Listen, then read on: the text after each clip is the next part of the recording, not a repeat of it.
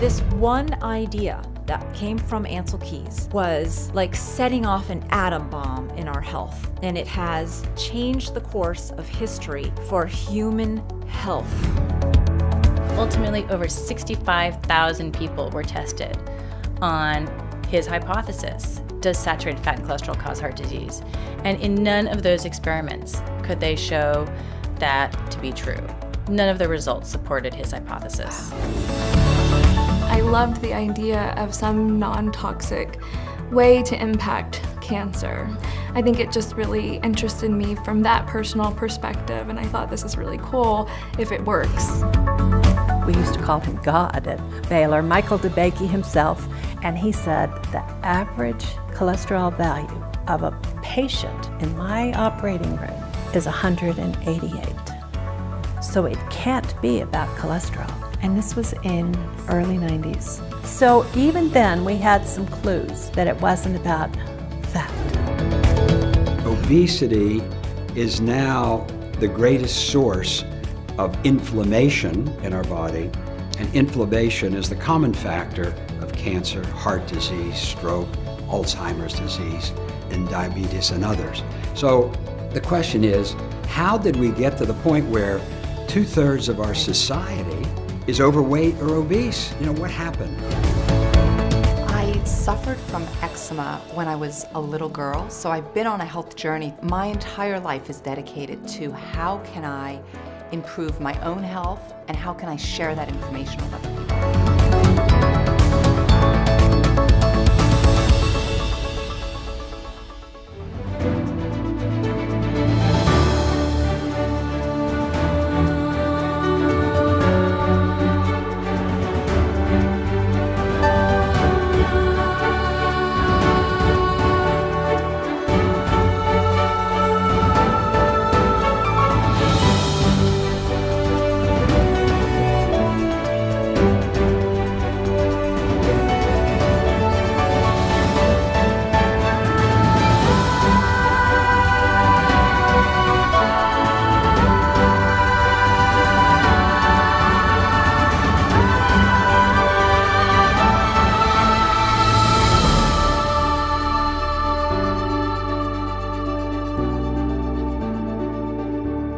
Welcome and thank you so much for joining us for what is the first of a 9-part series called The Real Skinny on Fat, The Truth About Weight Loss. Hi, I'm Montel Williams. We're going to be exploring some of the most important issues facing our country today: chronic disease, obesity, and living a healthier life. And we're so fortunate to have a person that my friend Dr. Sanjay Gupta calls the wellness warrior, Naomi Whittle, taking us on a journey. Please welcome Naomi to the show.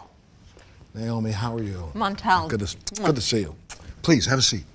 You know, what a lot of people don't know about you is the fact that for the last 10 years that I've known you, you have been relentlessly searching the planet for answers about how we can all live healthier and happier lives. But you know, it's really kind of funny because we're going to talk about some of the answers today, but I don't think people really understand, you know, how to do that unless you think about this old saying. You know what? It was like, you don't know where you're going unless you know where you've been. Well, why don't you tell us all, how did we get here? How did Americans get to a point where we have such a bad diet and really such a bad lifestyle? It's truly heartbreaking, Montel. And I think the way that we got here, it's not our fault. We were sold a bill of goods. Okay, so what do you mean by that? We've been told such a big fat lie. What our diets need to be like, what are the foods that we need to eat to be healthy. And you know, what's been going on is that I guess for at least 60 years, we have followed along like, you know, little rodents just off that cliff, right? Well, it's sort of seeped into our consciousness, this misinformation, this misguided information, and it has been the #1 contributor to chronic disease, the #1 contributor to pain and suffering. But they also should know where this all started. Where did the misinformation begin? It is so incredibly interesting, Montel. I had no idea until I started to go down this rabbit hole that it all started in the 50s. So when Eisenhower was in his administration, that's where it began. And you're going to hear from two remarkable women First, you're going to hear from Nina Teicholz.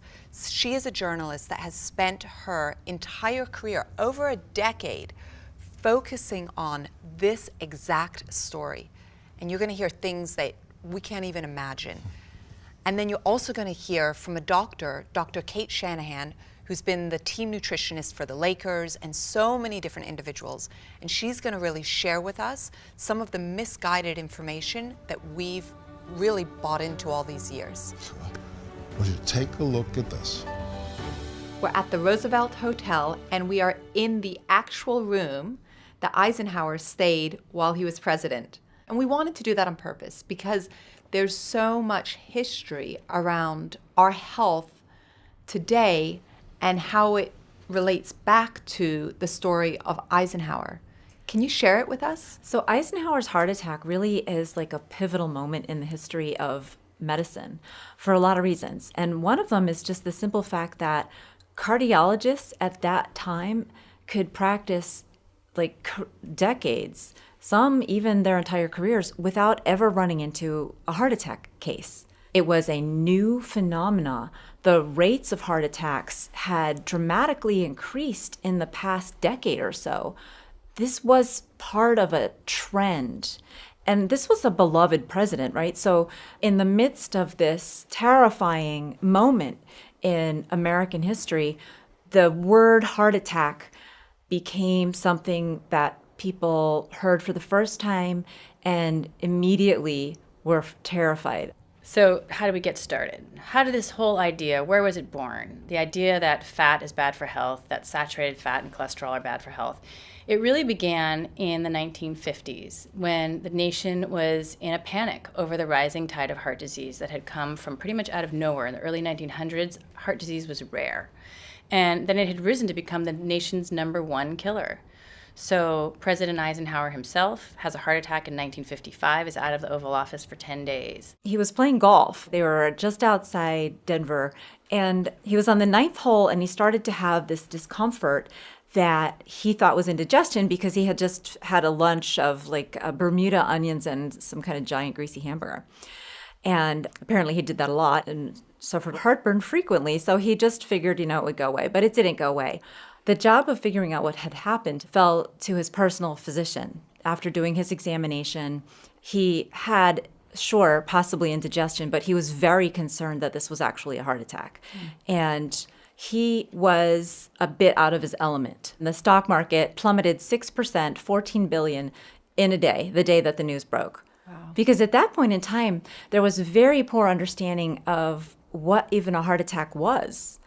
They called it a coronary. They made the decision ultimately to the teaching hospital in Denver. So the treatment involved strict bed rest. He wasn't allowed to have a member of his cabinet visit him. His heart attack occurred on the 24th of September, and he wasn't allowed to have any cabinet members come until October 11th. After his heart attack, he got this advice from his doctor, Paul White, who told him, you have to, instead of butter, you have to eat margarine, you have to give up red meat, you have to eat dry crackers and bread. And he later had another heart attack, which killed him. So that did not spare him death from heart disease. He was also like a 4-pack-a-day smoker. So he was a really important figure in this story, because imagine the president being out of the Oval Office for 10 days. Right. So that's an incredibly long time. And this is a time when nobody knows what causes heart disease. People's fathers had not died of heart disease. It's like a killer, unknown source, all of a sudden killing men in their prime. Into this vacuum came a professor named Ansel Benjamin Keyes, who's a pathologist at the University of Minnesota. And his idea was that it was saturated fat and cholesterol. They would clog your arteries like hot grease down a cold stovepipe and give you a heart attack and die. And this was called the diet heart hypothesis. What that heart attack did was enable a man with an agenda to create this mythology around fat. Ansel Keys was able to secure funding for a major study and had already been building a reputation for himself as somewhat of an expert in this area. Now, he came into this with the idea that the cause of heart attacks was related to dietary indulgences, particularly saturated fat. Ancel Keys was this very unique individual. He had a very aggressive, domineering personality, and he was able to convince people of anything. People said to me, whom I interviewed, you have to understand about Ancel Keys, after he talked to you, he could convince anybody of anything, and he exhausted all your defenses. So he was able to get his diet heart hypothesis implanted into the American Heart Association. He got on the nutrition committee there, such that the American Heart Association in 1961 issued the first advice anywhere in the entire world saying, avoid saturated fat and cholesterol in order to prevent heart disease. That was like the tiny acorn that grew into the giant oak tree of advice that we now have all over the world. So Paul Dudley White was contacted by Ancel Keys several years earlier when Ancel Keys, as a career strategist for himself, invited Paul Dudley White to a conference that he was putting on in Naples, Italy. So they already knew each other. Ancel Keys ultimately compelled him to his way of thinking, based probably on the fact that Ancel Keys was doing the most research on it of anybody in the world. And he was doing a particular kind of research, which I feel is kind of like a masculine thing. It was a numbers thing. It was statistics. And then, of course, the problem with statistics is what they say about statistics, which is that you can use them to make any point you want. There was one study that Ancel Keys himself had done called the 7-country study. It's an epidemiological study. It means it only shows association and not causation, so that's a fundamental flaw. It cannot show causation. But it was really the only study that people had at the time. And there was no counter study to show anything else. So that was the study that prevailed. I mean, there's so many problems with the study, and what they seemed to find was that the people who ate diets higher in saturated fat were more likely to raise their cholesterol and die of a heart attack. But it turns out the study had all these flaws. One of the ones that is now most famous is that Ancel Keys clearly cherry-picked the countries that he visited, right? Because he had done sort of preliminary work in the field, and he knew that the country, if he went to Spain, Italy, Yugoslavia, where he did visit, he knew they didn't eat a lot of, especially if he went to the southern parts of those countries, he knew they didn't eat a lot of saturated fats, and they had long lives. But he didn't go to countries like Northern Italy or Switzerland or France or Germany, where they ate a lot of butter and more red meat, and they lived just as long. They had equal rates of heart disease post-World War II. Ancel Keys knew that, and he didn't go to these countries that would have contradicted his hypothesis. This became one of the most famous studies in all of cardiology, has been cited tens of thousands of times by articles later. So anyway, this convinces Paul Dudley White. And Paul Dudley White was actually one of the founding members of the American Heart Association. Mm-hmm. And when the American Heart Association went from a small, underfunded professional organization to a much bigger powerhouse, it was Paul Dudley White's doing, because what he did was he was a great fundraiser, and he was able to broker a connection between Procter & Gamble that gave the American Heart Association something like $1.7 million endowment. This really set the stage for the American Heart Association to become the powerhouse that it is today. And in doing that, while depending on Procter & Gamble, who manufacture foods made out of not saturated fat, but out of vegetable oil, we see the beginning of a very dangerous connection between big food industry and medicine. I think Ancel Keys really believed fat was bad for health. This was something that was almost a kind of religious belief for him. And I think that he fell in love with his own idea. And he was like the opposite of a scientist. Scientists are supposed to question and doubt their beliefs and try to prove themselves wrong and try every angle to see how they might be wrong, because what you're seeking is the truth, not the promotion of your own idea. But he was the opposite of that. He would disregard or actually bully and kind of try to squash anybody who challenged his ideas. He just had this overwhelming belief in himself and this particular idea. And so how did it progress from there? So the Heart Association had gotten involved in this message, and he was promoting his ideas and concepts. So you have to understand, this is a public health emergency, and there's no information, and everybody's in a panic. So into this vacuum comes the idea of that it's fat and cholesterol. So this is huge news. This is the first idea that anybody has really had. Ansel Keys is on the cover of Time magazine in the same year that the American Heart Association comes out with its advice. And the American Heart Association was really the only kind of health organization out there counseling people about how to avoid heart disease. Time magazine put his face on the cover in 1961 as Time Magazine Man of the Year and gave him an extensive interview where they go into surprising detail. It's quite educational on the pathophysiology of heart disease, that it was unclear what exactly happened, but there was some kind of a connection between the buildup of fats, some kind of fats, we're not sure which ones, in the arteries, and then developing a blood clot, and that would lead to the heart attack. But in Ansel Keys' description, he's like, no, it's not the blood clot. It's just the fact that these saturated fats raise blood cholesterol, and then blood cholesterol slowly builds up in your artery, slowly choking off the flow of blood until one day, pop, and there's no more blood and you have a heart attack. So that image of an artery slowly building up fat and choking itself off, very much like fat might build up in a pipe under a sink, was familiar enough, and it made intuitive sense.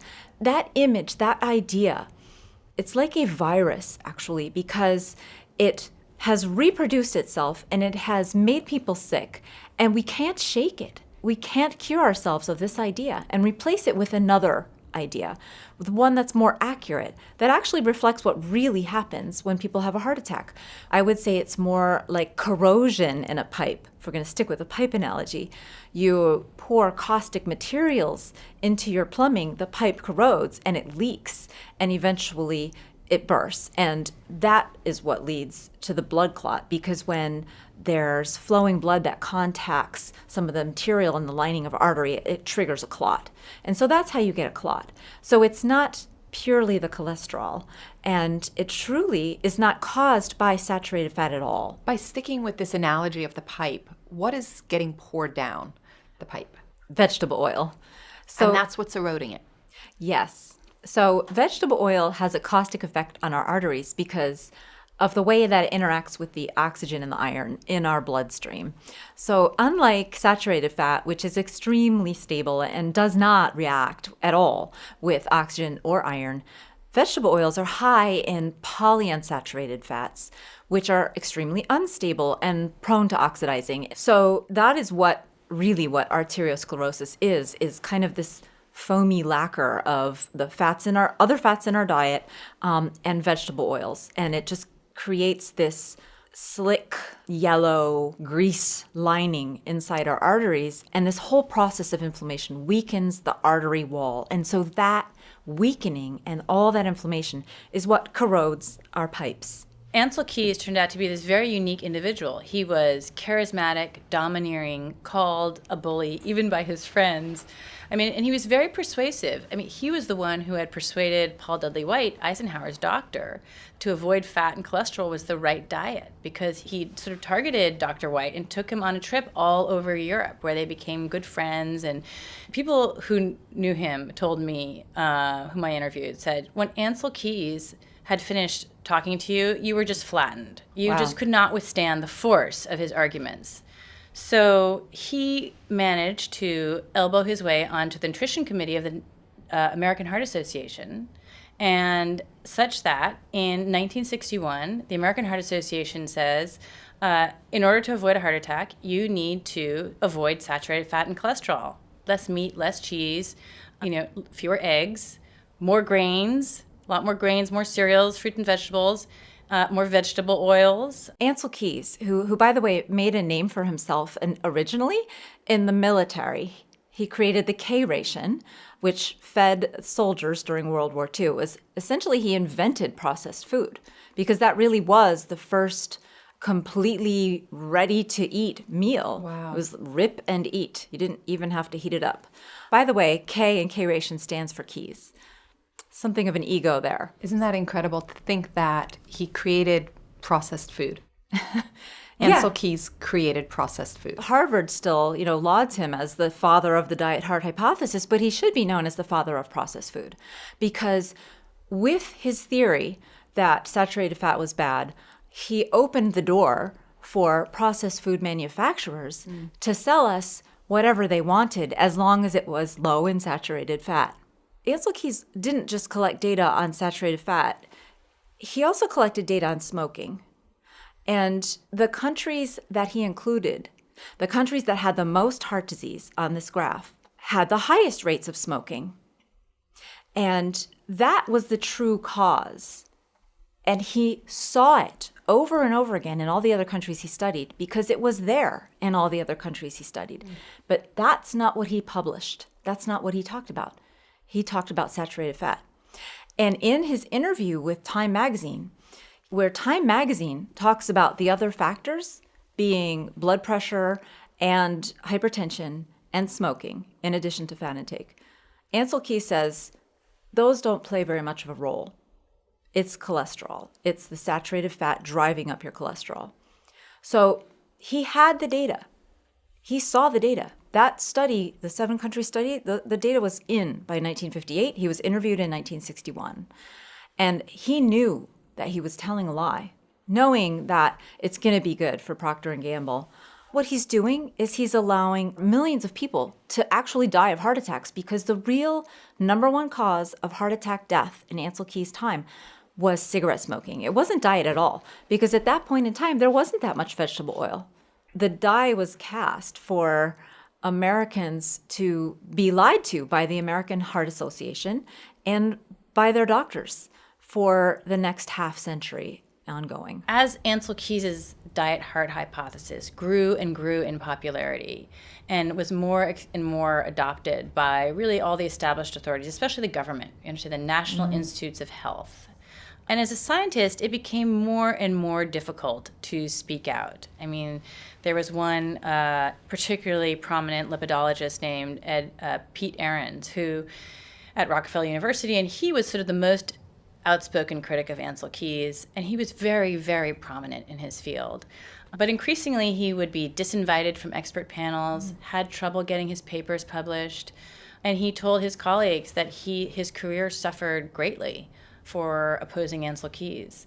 There was another scientist from the University of Vanderbilt named George Mann, whom I did interview him when he was in a nursing home, but right before he died, and he said, he used to call Ansel Keys and all of his tight group around him, what we call the nutrition aristocrats, who kind of control all the expert panels and the medical journals. George Mann said, well, he used to call them the diet mafia because they ruined his career. I mean, he had been this extremely prominent biochemist. He had run studies for the National Institutes of Health, and he told me this story. He said one day when he was at the National Institutes of Health, a secretary called him out into the hall and said, if you continue your opposition to Ansel Keys, it's going to cost you your research grant. Oh, wow. And sure enough, he lost it.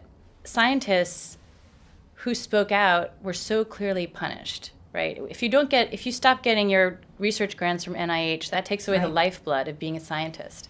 And the next generation of scientists that came along, they saw what happened to the generation before them, and so they self-censored. That's what happened to pretty much in the 1980s, 90s, early 2000s. It really hasn't happened until, 2010 that people have started to really speak out again.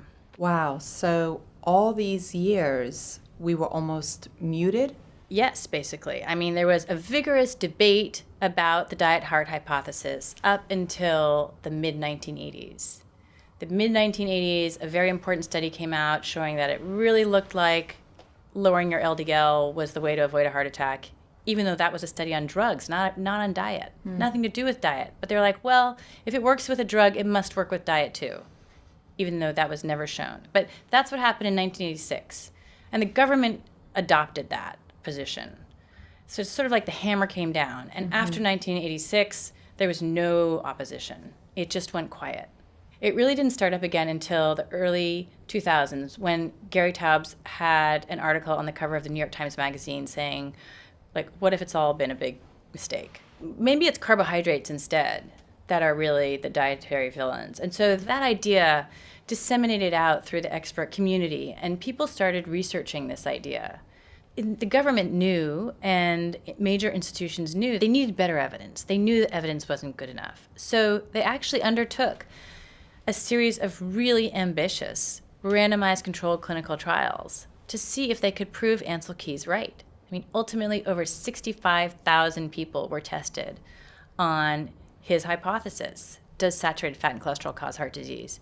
And in none of those experiments could they show that to be true. None of the results supported his hypothesis. Wow. When people say, we don't know how to eat or what is a good diet, in reality, this huge body of evidence exists, but it's just been ignored. When you blame cholesterol for heart attacks, you run into a problem. The average person's cholesterol level was originally somewhere around 260, and now it's actually 200. And the only way we've accomplished that is through pharmaceuticals. These drugs we call statins, which are also known as cholesterol drugs or cholesterol-lowering agents. So it's worked out great for processed food because they don't sell saturated fat. They don't want to. It's expensive to use butter and eggs and actual food. You have to refrigerate it. It's great for the pharmaceutical company because the only way to get somebody's cholesterol levels into this healthy zone is with drugs. Before we started this experiment, and it is truly an experiment because it had never been done in history. It couldn't have been done at any point in history because these oils didn't exist. So before we started this experiment, the rates of type 2 diabetes were almost non-existent. But the rates of obesity and our unhealthy diets have so dramatically accelerated that now children at age 2 are being diagnosed with type 2 diabetes, and at age 3 and 4 are having complications of it like strokes and heart attacks. So this one idea that saturated fat was bad, that came from Ancel Keys, was like setting off an atom bomb in our health. And it has changed the course of history for human health. So since the early 2000s, there's been a huge volume of studies now looking at this idea. Maybe it's not fat. Maybe it's carbohydrates. What is the effect of carbohydrates? So that has led to a large and fast-growing volume of literature now that really makes the case that Atkins was right, Gary Taubes was right, that it's really carbohydrates are what we need to reduce in order to be healthy. See, absolutely crazy, because this means we've been following misinformation now for over 60 years. Exactly, Montel.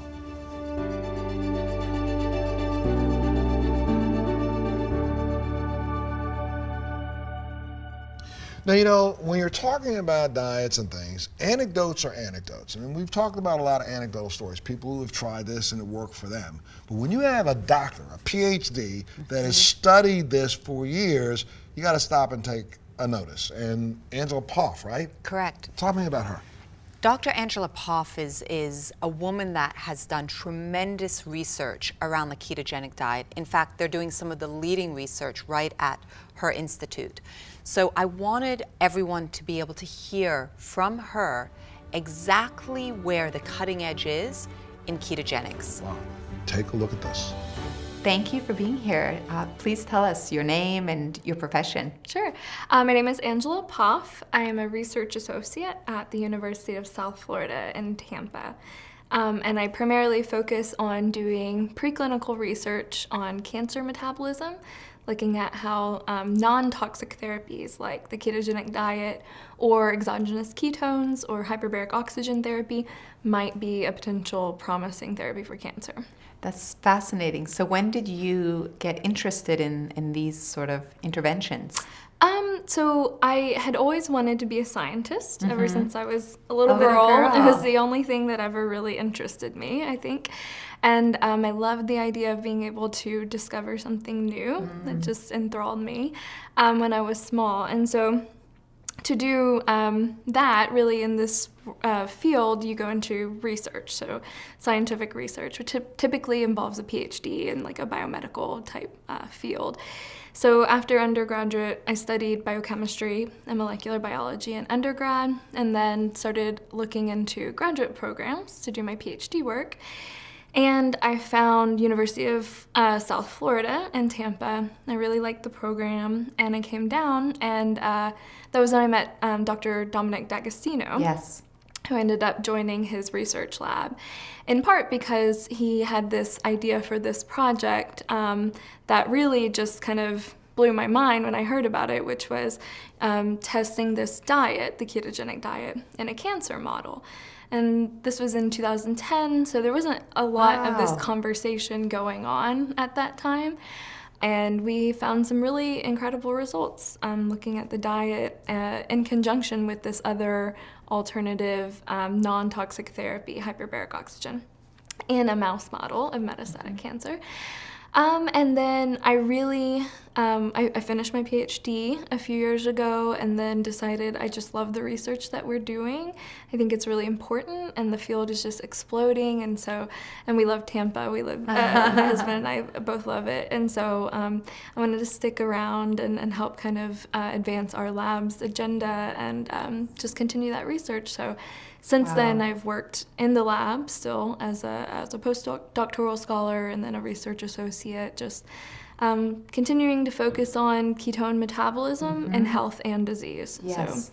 So not just cancer, but we also study like neurodegenerative diseases and seizure disorders as well. So 8 years ago, almost 8 years ago, 2010. About 8 years ago, yeah. And what got you interested at that point? Like, why his work? So I think personally, and I find this to be the case with a lot of people who are kind of in this field, they have some kind of personal tie. Yes. What makes it so interesting for them. So my father had brain tumors, first when he was very young, and then they had come back when he was in his 30s, when I was a little girl. And the treatment that he received when he was 8, it was this very aggressive radiation therapy, and it saved his life, and I will always be thankful that he had that option. But it caused cognitive and physical deficits to accumulate over the rest of his life. So he slowly had problems walking, problems with his cognition, and because of the toxicity of that radiation therapy. So while I'm very grateful that he had that option, I loved the idea of some non-toxic way to impact cancer. And I think it just really interested me from that personal perspective, and I thought this is really cool if it works. So Right. I wanted to test it. So that's why you got interested in it. It's a big part of really, it. in many ways, before your time, I think right? so, yeah. Yes. Yeah. So you started to do this research, and Yeah, it was fascinating from the very beginning. So we used preclinical models, so cell culture models and mouse models of a very aggressive cancer type. So it's a metastatic cancer model, which really mimics aggressive metastatic disease in humans, which of course, there's not a lot of good options for long-term management of late-stage cancer in humans. And so we started looking at the ketogenic diet, and we found some very impressive results off the bat. So just by changing their diet to this low carbohydrate, high fat, moderate protein diet, compared to the rodent chow, which is a high carb, low fat diet, the animals were living about 60% longer. And that being the only intervention. So the only intervention was switching the carbs with the fats, essentially? Yeah, basically. So high carb, 60% carb versus high fat. Yeah, maybe in the diets we use a couple different ones, but about an 80% diet, fat diet. Fat diet. As the ketogenic diet. And how different was their life? The tumors definitely grew much slower. We had less metastatic spread, slower. It took longer for the tumors to spread. Yes. And then the animals lived about 60% longer than the animals that were eating the high carbohydrate diet. And this was mimicking what other investigators had reported at the time. So there wasn't a ton of research yet at that time in animal models, but there had been several papers that had shown in various types of cancers that diet could slow tumor growth and prolong survival. And it was really interesting to us because we were also interested in the specific role of ketones, which of course is something that our body makes when we're eating this diet, so energy molecule. Can you help us understand that a little bit more? So we can kind of think of, the major fuels that each of our cells can take in and then use to run all the processes in our bodies. And so most of us are very familiar with glucose. Yes. You get your blood glucose, your blood sugar tested, at the doctor's office and things like that. But there are alternative fuels that the body can use as well, and ketones are one of those. So this is, while glucose comes from carbohydrates and the diet, ketones are made from fats. So it's a breakdown of fat metabolism. The problem is most people, if you're eating a moderately high carbohydrate diet or you're eating excess calories, you don't ever really stimulate this process to make ketones. So most people have kind of what we call epigenetically silenced this production of ketones just by the environment, the diet that they eat. You're not typically making ketones. But our ancestors, when, especially our hunter-gatherer ancestors, probably went in and out of ketosis very regularly. Oh, really? So anytime you're going without food, you Yes. start making ketones. Yeah. And so they would go back and forth. Yeah, so basically in the fed state, you're probably running primarily on glucose if you're fed with a relatively or even modestly high carbohydrate type diet. But if you're going without food, you start breaking down your stored body fats. And then if you're eating a very high fat diet, like a ketogenic diet, then you would break down those fats that you're consuming and make ketones that way. So it's just an alternate fuel. And it was very important in our evolutionary history. It's actually thought that the ability for human brains to metabolize ketones was very important for us to evolve to have the size brains that we have. So it's a really interesting story of our evolution as well. But I hadn't heard that before. Tell us a little more. So basically, the human brain is much larger in percent body weight than most other animals, right? And the brain requires a lot of energy to run. So we're sitting here while the brain is taking up about 2% of or making up about 2% of our body weight. It's actually using about 20% of our energy. So it's extremely energetically demanding.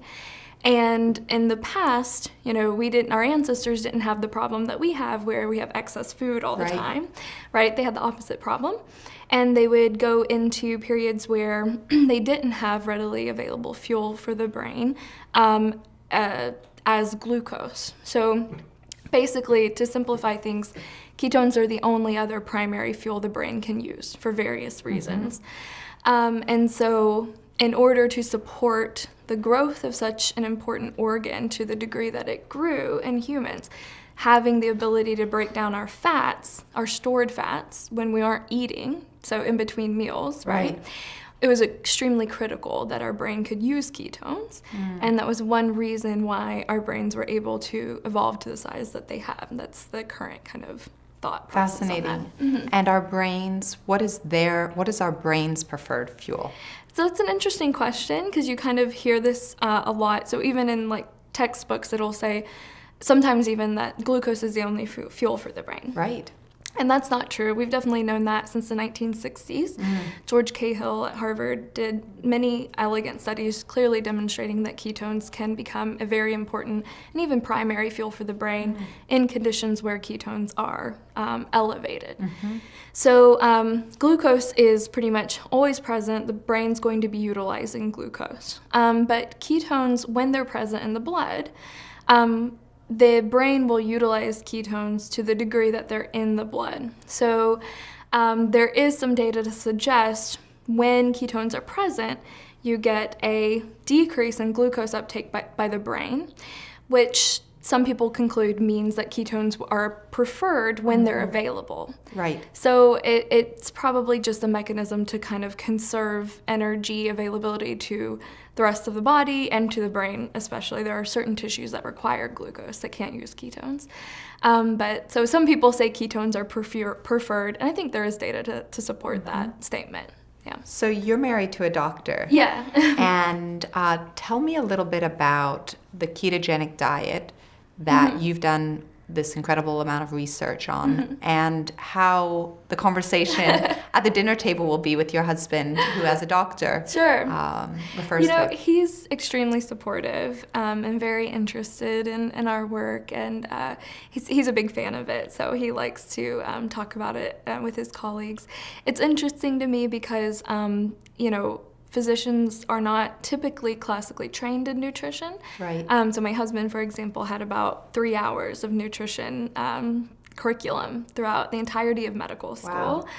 Yeah, which is kind of a problem. Well, it's so hard for people like me or the people that are watching this today, because we rely on our physicians to give us our medicine, but also to give us nutritional advice. Right. And so with something like the ketogenic diet, we hear time and time again, check with your physician. Right. But it puts the physician in a very awkward position because they don't have that background. I think so too. Yeah, absolutely. And I do think, especially because the ketogenic diet for individuals who especially have some kind of disease, it's really important to have their physician on board, because they understand how certain things might affect medicines or that specific condition.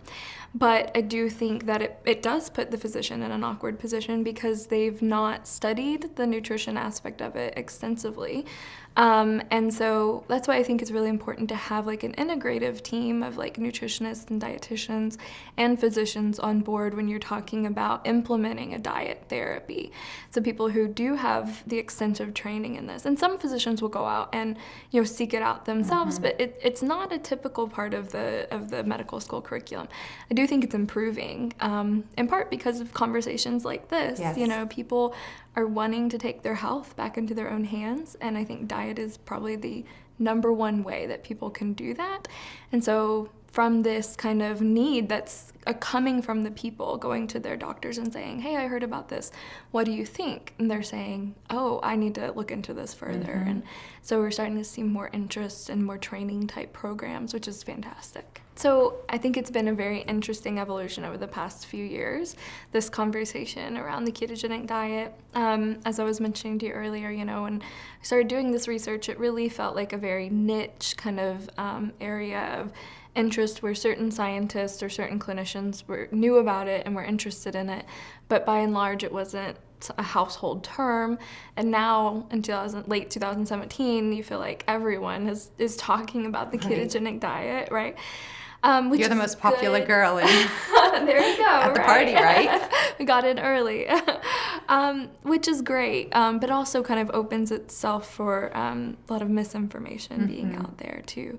But it's been fascinating because at that time, and just a few years ago, I think it was regarded more as this kind of fringe, maybe more snake oil or voodoo than anything. What do you think about that from a scientific perspective, as a scientist? Yeah, it is frustrating, especially when you hear those kind of comments from people who don't know the science behind it. The ketogenic diet has been used clinically for 100 years. It's a standard of care therapy for refractory epilepsy. So for seizures that don't respond to the anticonvulsant drugs. So it's not like it's some new unknown thing, right? And we have a lot of understanding of how it's working. Mechanistically, what it's doing to the cells in the body and why you might have these therapeutic effects. And so it's an area of hot investigation right now. But there's a lot of data actually behind this diet, especially for seizure control. That's where it's already an accepted, proven therapy, and now we're starting to kind of do those studies that are required to see if it's going to be an accepted therapy for things like cancer or other conditions as well, which is exciting. Very exciting. Where do you see it in the next 4 or 5 years? I think it's only increasing in popularity, in part because the data is so promising, which is really great. It is exciting to see these treatments and studies going into larger scale human trials, because at the end of the day, that's what we need for physicians to utilize this in their practice, for it to be highly recommended for certain conditions. We have to have those clinical trials. And in large part, especially in cancer, those really haven't been done yet. But when I started, there was only a small amount of like anecdotal human data, whereas now there's probably 15 clinical trials. Very nice. So it's growing.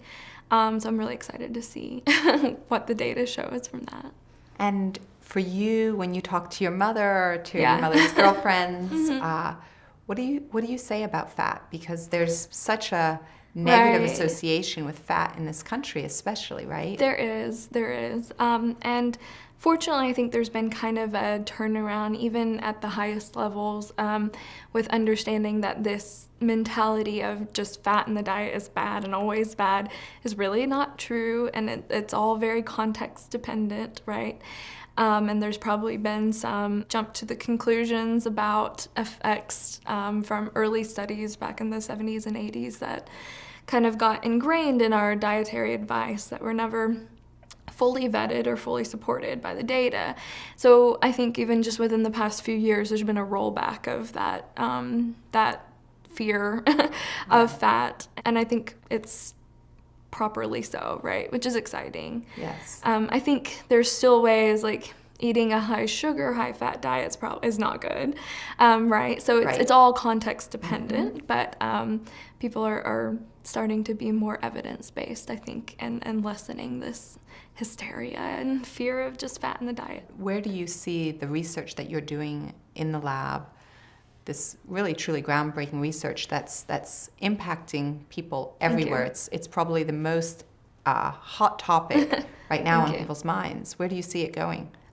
So for me, what's most important is getting the clinical trials. We can't, as much as excitement as we can have from these animal models, you never really know what's going to happen until you do large trials in humans, and that's what we've been trying to go towards for a while. And we have recently formed some very good collaborations with really fantastic clinicians and put in for grants to initiate clinical trials based on the work that we've been doing. And as a scientist, that's like the most exciting thing you could do, to be able to take something from a cell culture dish to a human. So for me, that's what I'm looking forward to, being able to run these trials and really get the answers we're looking for, or hope to get the answers we're looking for. When do you think they'll start? If we're lucky, so I'll be optimistic, and we get the funding for the trials. That's what it comes down to, right? At the end of the day. We would hope to initiate a trial within the next year or two. Wonderful. Things move slowly in research, unfortunately. Yeah. So in January, you're going to have your first little baby boy. Yes. What are you going to feed him? So in our family, we like to kind of, I like to term it kind of just like smart carb, right? Yeah. So we don't do full keto typically, but my husband likes to do intermittent fasting, especially he's an emergency physician. So he has really long shifts where he just is working the whole time on his feet, and it's easier for him not to, go down to the cafeteria or something. Yes. So, I think it's important to focus your diet on whole foods, nutritional foods, low glycemic index type foods. I'm not scared of carbs in that context. Right. And then, he's not going to never have an ice cream cone from time to time. I think it's also important. Maybe just the full fat one. Yes, exactly, yeah. And it'll be a treat, not a staple of the diet. I think something that's sustainable and on a daily basis focuses on, nutritious foods is really the best. That's great. Well, he's going to be a very lucky little boy. Thank you. We're very excited. Best of wishes. Thank you. What an incredible story. Really, what a wonderful lady. And what I love so much is she really walks the walk. So she was pregnant while she was doing the interview, and now that she's had her child, guess what? The whole family's on a ketogenic diet? Exactly. Oh, that's great.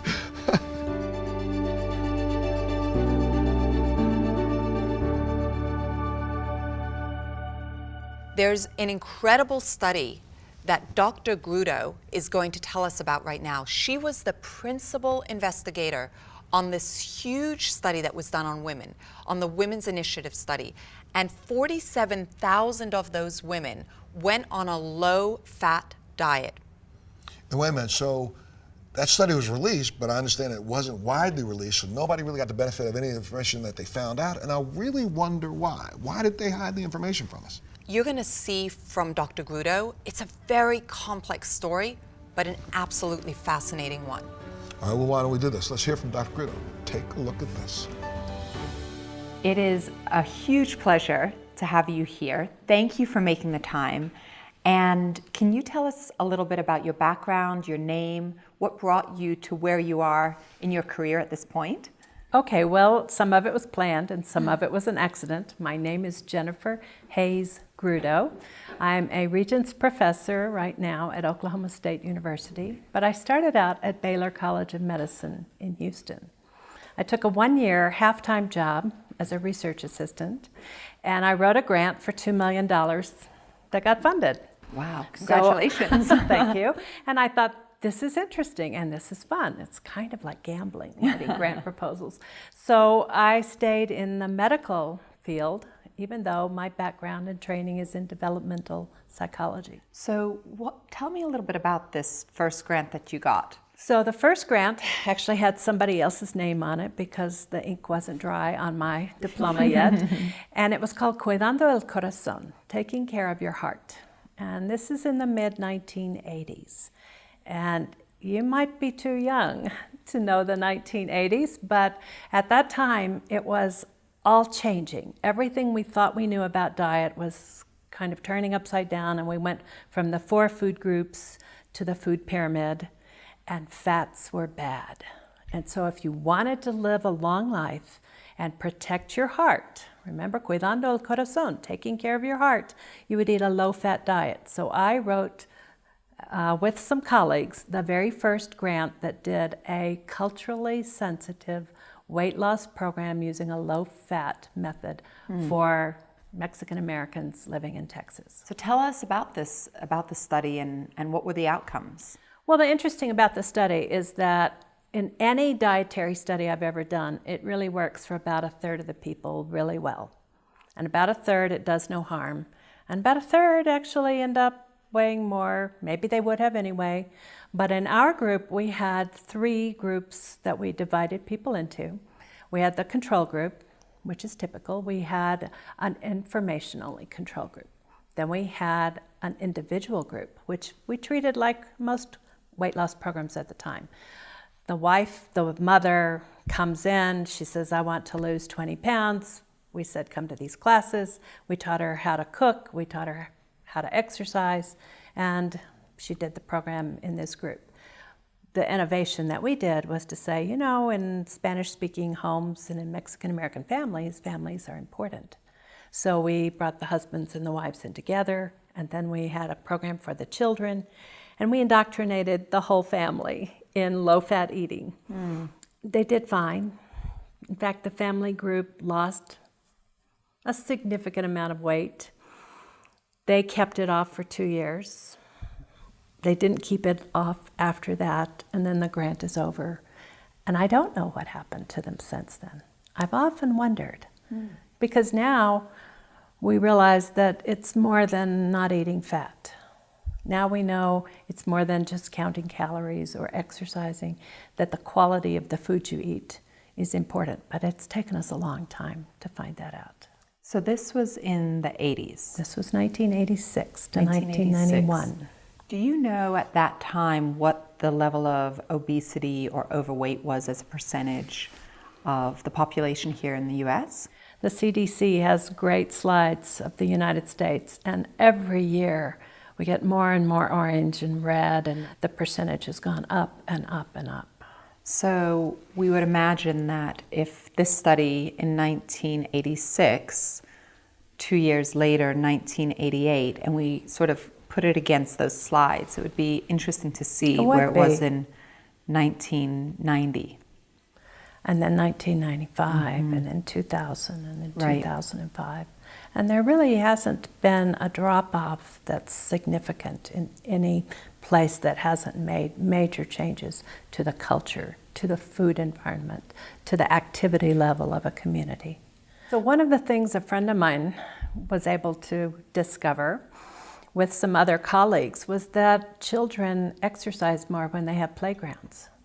Now, you might not think we would need to do a several $million grant to determine that, but apparently we did, because we don't often make common sense connections between the environment and the people's health who live in those environments. We tend to want to look at what individuals are doing, when in fact it's what does the environment offer in the way of opportunities to do, whether it's children or adults, whether it's food or activity.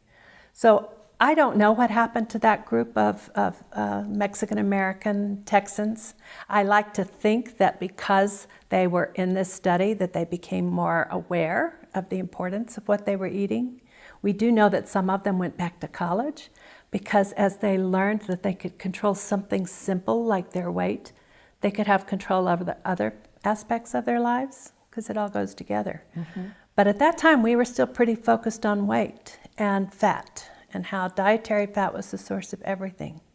In fact, as that study was about to end, that study became part of a larger center, National Research and Demonstration Center, and those centers were set up by the National Institutes of Health to foster interdisciplinary research, so that the guys downstairs working in the labs on atherosclerosis and lipoproteins could feed us information that we would take out to the community. At least Very that was interesting. the idea in theory. And the people who were behind this, in fact, the first originator of this concept was the cardiovascular surgeon, Michael DeBakey, who was at one time the president of Baylor College of Medicine, where I was working. He stepped down as president, or chancellor, I think, at that point, but he was still a surgeon. He was still very actively involved. And as we were wrapping up this grant cycle, it turned out you couldn't ask for a renewal because the NIH was no longer funding these. They said, we have enough interdisciplinary research now. We launched it, it's good. And we thought, now what do we do? Because we were supporting all these people on this center. So we decided to create the DeBakey Heart Center, which would continue that kind of work. And, you know, I was nothing. I was 35 maybe. But I'm part of this program, so I get to sit in on all the planning sessions to create the DeBakey Heart Center with, you know, we used to call him God at Baylor, Michael DeBakey himself, and my boss, the chairman of the Department of Medicine, Tony Gatto, who's now president of Cornell Medical School.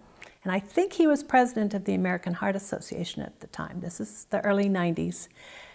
And we were at a DeBakey Heart Center lunch planning committee meeting. And DeBakey himself hardly ever ate lunch. But if he did, he would have a little wedge of a really fatty cheese like brie or camembert. And I think that's what triggered this kind of argument that I watched kind of with my mouth open, watching Tony Gatto, my boss, head of the American Heart Association, adamant that it's all about dietary fat and cholesterol.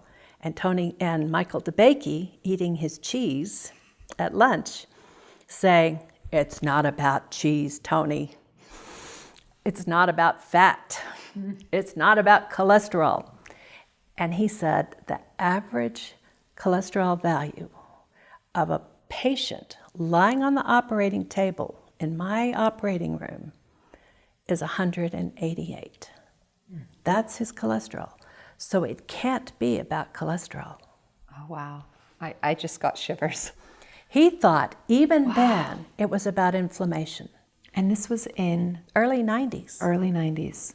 But DeBakey was a genius. Yeah. He was one of the first to ever explore how the heart really worked and to do a coronary artery bypass with a graft that apparently he did the first one in Dacron on his wife's sewing machine. He led to the artificial heart. He designed the first pump that allowed open heart surgery to happen. But his mind was always working, and he said, it can't be about cholesterol.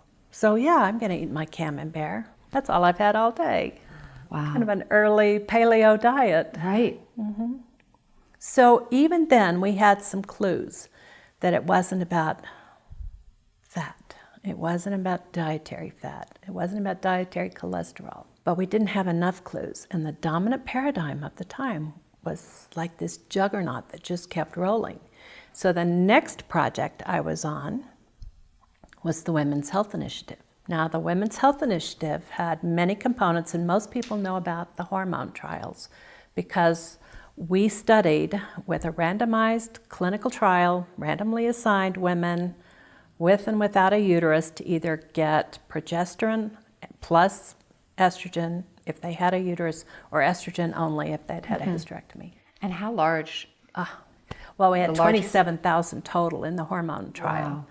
but we had 87,000 in the dietary fat study. And you don't hear a lot about that. Is that the largest study? The largest study I know of, at least in this country, looking at what happens when you change the diet of a whole group of women across the country. 40 clinical centers around the country in all parts of the United States, all ethnicities and races. And we monitored them. We put them on this intervention to lower the fat in their diet. And for then what we followed reason? them. Why were you looking to lower the fat? Well, we had this hypothesis because Japanese women in Japan don't get breast cancer. Japanese women who move to the States after a few years or a generation have breast cancer at the same rates that American women do. So we thought it's not their genes, it's their diet. And if you look at the Japanese diet and you look at the American diet, one of the big differences is fat in the diet. Japanese women tend to have a lower fat diet. So we kind of took this simplistic notion and we said, let's put all these women on a low fat diet. Now, we did not put them on a Japanese diet. They were not eating fish and seaweed and miso soup. They were eating the American version. And we know how much great oil is in seafood and all of those. We weren't looking at the sources. kind of fat Yeah. because that notion really hadn't percolated to the surface when this study was designed. We just looked at simple carbohydrate, protein, and fat. And we aimed to get the fat from the average American diet at that point was about 37% down to 20% if we could. Wow. So mostly carbohydrates. So when you reduce the fat, you increase the carbohydrates That's right. and the protein, or just primarily the Primarily carbs? the carbs. Okay. I remember we had contests every month across the country to come up with the tastiest low-fat recipe. And I can't tell you how many times the WHI trifle won. And this trifle was made with non-fat angel food cake, non-fat pudding mix made with non-fat milk, made with some fruit and some non-fat Cool Whip. And I remember thinking to myself, this is low fat, but this is not very Japanese-like. And sure enough, we did not find an effect of this diet on breast cancer rates in our study. You studied 87,000 women, and I'm sure with this study you were assuming, based on the size of that study, that it would be a clear finding. In fact, when you have even very, very small differences with that number of subjects, the way all of our statistical Right. models work, Sure. everything is significant. Right. But it wasn't. What do you mean it wasn't? Like, I mean, that group did not have breast cancer rates that was lower than the group that ate. No change. It was hard for a lot of people to believe it. For years afterwards, people kept reanalyzing the data. I wasn't part of that group because I had gone on and moved on to other things by then. In fact, I went and looked back at childhood obesity, and I realized that during the 8 or 10 years I was doing work on the menopausal women in the Women's Health Initiative, the rate of childhood obesity had doubled or even tripled in that 10-year period. wow. And I came across a statistic recently that said about 20% of Americans regularly have a meal in their car. They're not pulled over by the lake or under a tree having a sandwich. They're on the freeway eating. So it's more than just fat or the kind of fat, it's also the atmosphere. It's the quality of the ingredients. It's how close to home they're grown and how much trauma exists. before they come to your table. Well, thank you so much. You're welcome. I can't wait to hear more of the findings and how it can impact our lives. As we learn how all of these things are connected, now we know that the gut is telling our brain what to do. We used to think the brain was the supreme commander of the whole body, and now we're learning, oh, the gut has a role in this too, and we know that it's all connected. We, for so many years, tried to pretend the body was like a machine, and we could take all these little parts, whether it's dietary cholesterol or a germ, that A causes B causes C. But we forgot about all those other letters in that soup bowl. They're all connected. And now we are starting to have the opportunity, the statistical tools, the imaging tools, if we're talking about the brain, the molecular identity tools, to really piece together these complex interactions. So I think we're learning more all the time. Thank you so much. You're welcome. It was wonderful to spend time with you, and we will keep learning and growing from the research that you're doing. That's my goal. So interesting. And what's also interesting is that, I guess, Jennifer started her career with a guy by the name of Dr. DeBakey, who was considered one of the world's premier heart surgeons, right? That's right. As one of the world's premier heart surgeons, he ate so much fatty cheese, from Camembert to the Brie. That was what he ate more than anything else. And that's absolutely counterintuitive to what almost every heart surgeon in this country would say. Exactly right. Crazy.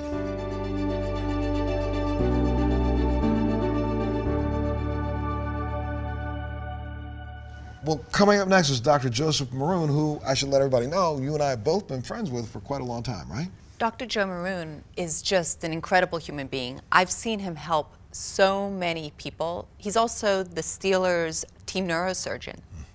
And what does he kind of think about a diet like this?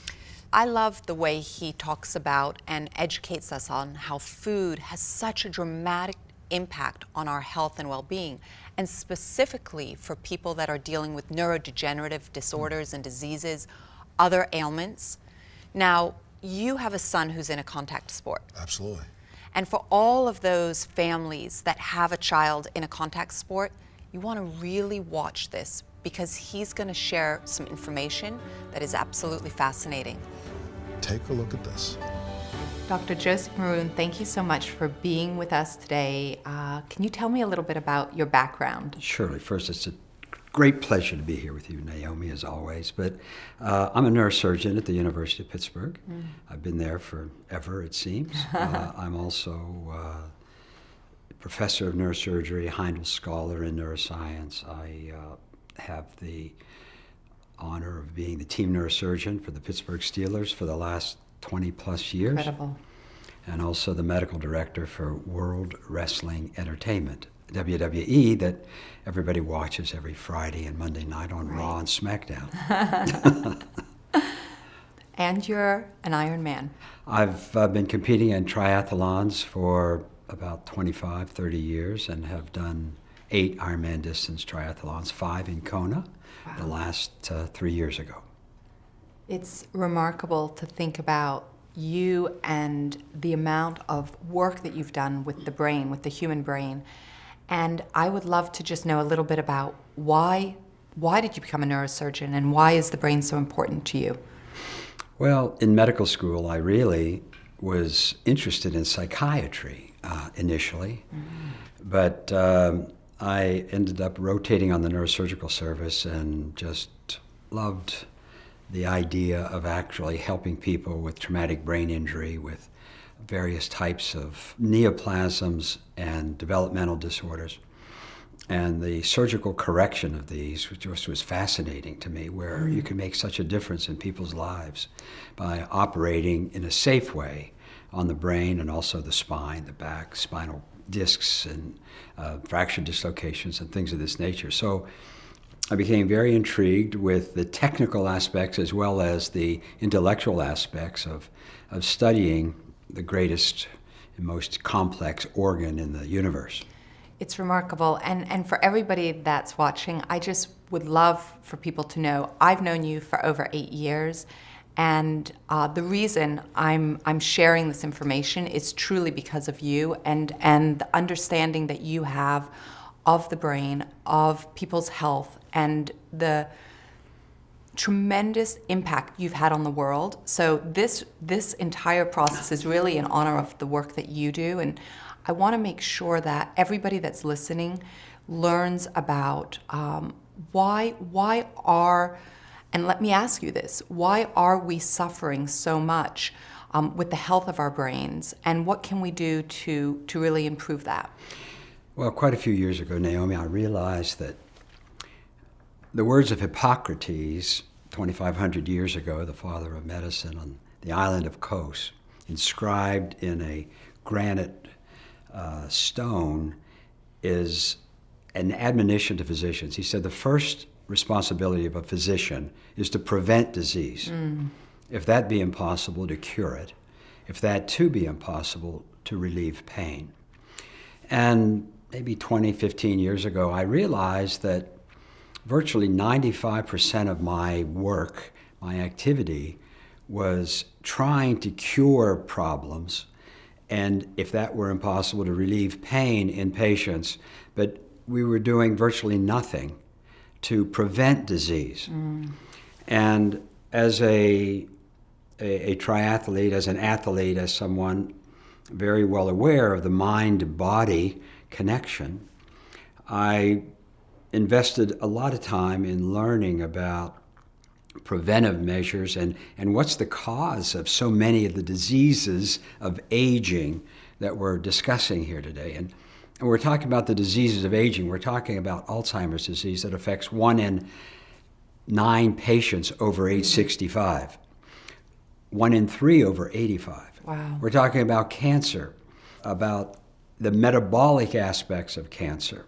Is it all genetic? Is it a combination of metabolic and genetic? We're talking about diabetes that affects 15 to 20% of the population of the United States. And we're talking about the obesity epidemic that is now affecting 2/3 of the people in the United States who are either overweight or obese. Right. Obesity is now the greatest source of inflammation in our body, and inflammation is the common factor of cancer, heart disease, stroke, Alzheimer's disease, and diabetes and others. So the question is, how did we get to the point where 2/3 of our society is overweight or obese? You know, what happened? And I began reading, and I met people like Tom Seyfried, who's brilliant, and other individuals who have done work in bioenergetics, about fasting, about diet. And it really came down to learning about carbohydrates and fats, and the so-called ketogenic diet, and how ketones are fuel for the brain actually more efficient than carbohydrates and glucose. You know, 20% of the blood flow that our heart pumps goes to our brain. 20%. Wow. It utilizes 20 to 25% of all the glucose and sugar that we take in because the brain preferentially uses carbohydrate. But is that a requirement? And I discovered that that's not. It's not a requirement. The brain does not need the glucose. So what happens when we eat the pastas, all the simple carbs, the sugar? What happens to the brain? What happens is the body really needs insulin to get the carbohydrates into the cells. The more you eat, particularly high fructose syrups and all the garbage that we feed ourselves these days, it increases our insulin level. With elevated insulin levels, it also leads to the conversion of the carbohydrates into fat. Fat gets deposited in our various parts of our bodies. Fats are full of inflammatory agents called cytokines and chemokines that result in inflammation in our bodies. If you get a splinter under your finger, what happens? Right. It gets red, hot, tender, and swollen. Well, what happens when we eat the plethora of carbohydrates that we do is these agents get released throughout our bodies into our blood vessels, for instance. So you have silent inflammation that affects the endothelial lining, the inner structure of the blood vessels to your heart, to your brain, so you get strokes, you get heart attacks. And very high levels of insulin are associated with Alzheimer's disease as well. In fact, Alzheimer's has been referred to as type 3 diabetes. Right. Because again, too much of the glucose and the carbohydrates, the brain cells become resistant, require more insulin, and then eventually go into a death spiral, if you would, and die. When you look at a brain on high levels of glucose, or you operate on so many different people, and we think about 2/3 of our population being overweight or obese, do you see that reflected? Do you see obese or overweight brains? What does that look like? That's a good layman's question. Yes. I have to say that. If we, say for a tumor or epilepsy or whatever we do surgery for, if we have to do a craniotomy, remove a section of the skull and open the dura that covers the brain. And you look at the pulsating brain, you can't see anything grossly. The Alzheimer's is, unless it's shrunken. Right. You can see the shrunken aspect, but the diagnosis of Alzheimer's disease is made on a microscopic basis. There's the deposition of what's called beta amyloid plaque, sticky stuff that becomes neurotoxic to the surrounding environment, and neurofibrillary tangles, which are dead axons that clump up and then form, again, an inflammatory response. Right. And it's the inflammation of the brain, neuroinflammation, that leads to the progressive degeneration. So visually, grossly, you can only see some atrophy. Sure. But you don't see any other hallmarks. But you, as a neurosurgeon, when you're looking at it microscopically, you're able to obviously see the distinctions. Yes, you see the neurofibrillary tangles and the beta amyloid plaque. Wow. The interesting thing that, when we talk about ketone bodies, what are ketone bodies and what is a ketogenic diet? I think it's important to go into that just a bit. And quite frankly, when you think in terms of evolutionary biology, we've been on a ketogenic diet for about 3 million years. For 3 million years. And when we think about that, and people now every day on the street we're talking about ketogenics as if it's something new. So you're saying 3 million years. Yeah, and from our ancestors in the African subcontinent on the savannah, we were in a feast or famine mode all the time. When we had the opportunity to gourmandize or feast, what would happen when we had excess calories that we would ingest? We would deposit these calories in the form of triglycerides. Our livers would make fat, adiposity. And what was the benefit of adiposity? Well, when the famine came, our bodies would then utilize the deposited fat. And how does it utilize? And this is the key point that I think needs to be understood. The signals that occur when we're hungry, there are a couple of compounds, ghrelin, which tells us we're hungry, and leptin, which tells us when we're satiated. And these are hormones. They're hormones. So when we're hungry, there's a biochemical cascade in our liver that converts the fat to ketone bodies. And ketone bodies are another source of fuel. And the ketone bodies are actually a more efficient source of fuel than carbohydrates. You actually generate more energy, and they're cleaner burning, meaning when our mitochondria, which are the organelles in each cell that usually takes carbohydrates and oxygen and makes energy, ATP. Yes. Well, when that occurs, there are agents called free radicals that are released in the mitochondria. And these free radicals are agents that can literally damage the nucleus of the cell. It can damage the mitochondria when they're in excess. And with ketones also are a source of fuel. In fact, we've been made evolutionarily, when we are unable to get glucose, we break down the fat, we make ketone bodies. Ketone bodies enter into what's called the Krebs cycle, which also makes ATP or energy, but it's cleaner burning. It actually makes more energy, ATP, than carbohydrate. And it also is cleaner burning so that you don't have as much free radicals, which are disruptive to the proteins within the cell. I don't know if that's clear enough. It is. So if I take that and I sort of share an analogy, if we're thinking about the gasoline industry and I take my car to choose which kind of gas I want, is this in the same way if our body is like our vehicle and we get to choose the type of gas we put in? I think that's a close analogy, but in the oil industry, you have no idea what you're putting in your tank anyway. Right. How much is gas oil and sure. how much. So I'll take that. I like the analogy, but it is true. Instead of substituting gas, let's substitute fuel. Perfect. For gasoline. Yes. So it's the fuel that we put into our body that determines how the engine is going to run.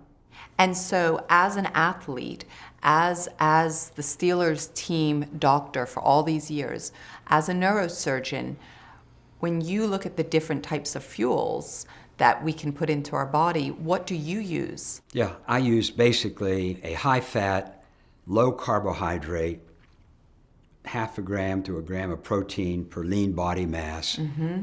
I try to hit that target every day. And how much do you exercise on average on a daily basis? I do at least an hour a day. Right. I'll swim, bike, run, lift, stretch. And So when you're preparing I get an hour a day. When I'm preparing for a triathlon, particularly an Ironman distance race, it's a minimum of 2 hours a day. Wow. And then on weekends, each weekend I'll increase the time and the distance and the endurance, beginning about 6 to 8 months in advance. Incredible. So as that level of performance you're putting your body through, obviously you spoke a little bit about the free radicals, and I know that exercise can produce more free radicals. How does the fuel work with the free radicals and the extra pressure you're putting on your body? And that's a very good question. There's with the ketogenic diet, there's much less inflammation that's created as a result of burning a cleaner fuel. The exhaust is cleaner, you might say, but so what happens, you get more energy, and clearly it increases focus, it increases concentration. Interesting. And I see this in myself in surgery. When I'm hungry, when I'm primed like this, my senses, and everybody's senses, not just mine, everybody's senses become much more acute. And again, go back to the savannah.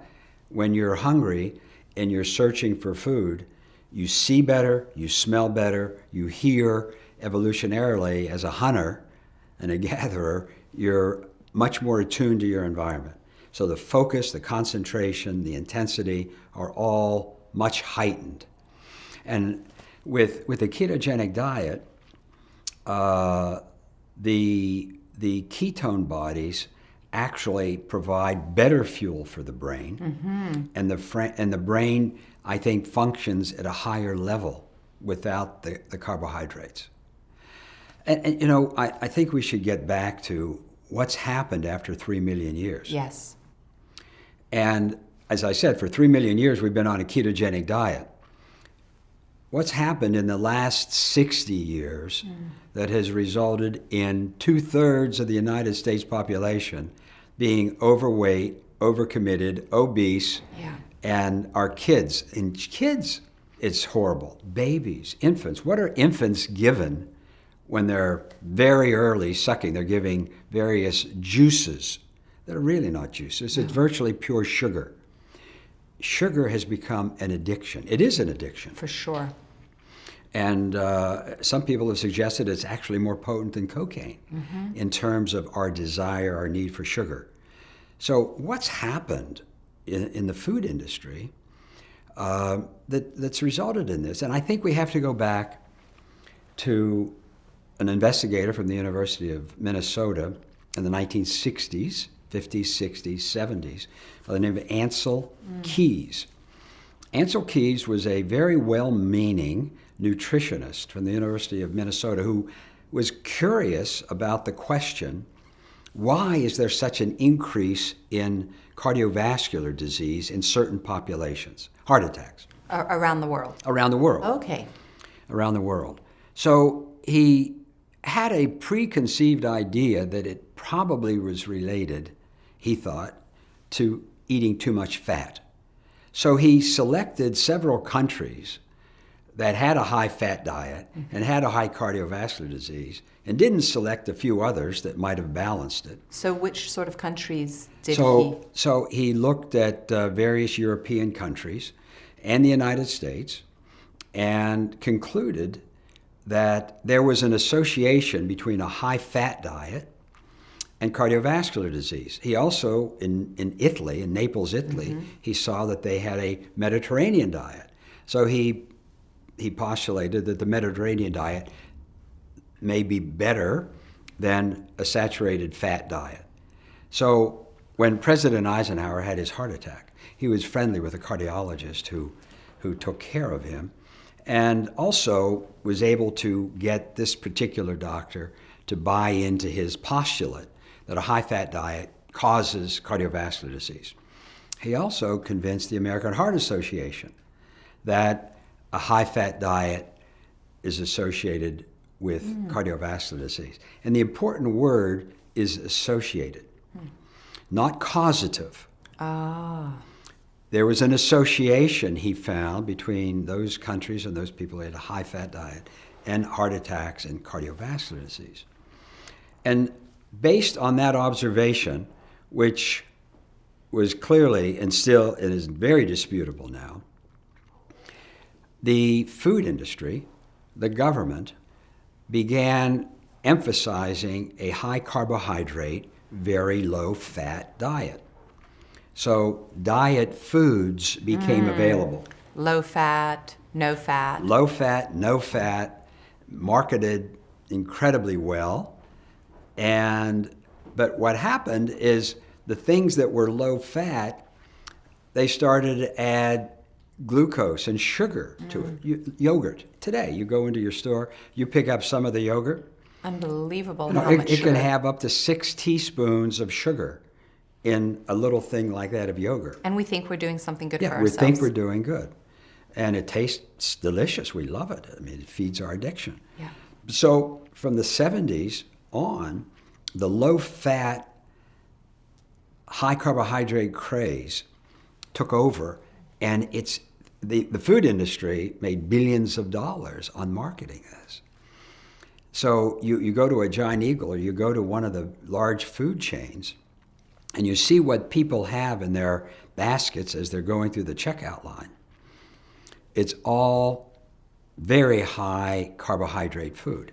So when you're eating all of these excessive carbohydrates, what happens? Well, the sugar gets absorbed, and it increases your insulin level first to drive more sugar into your cells. So you become insulin resistant, and with the insulin resistance, you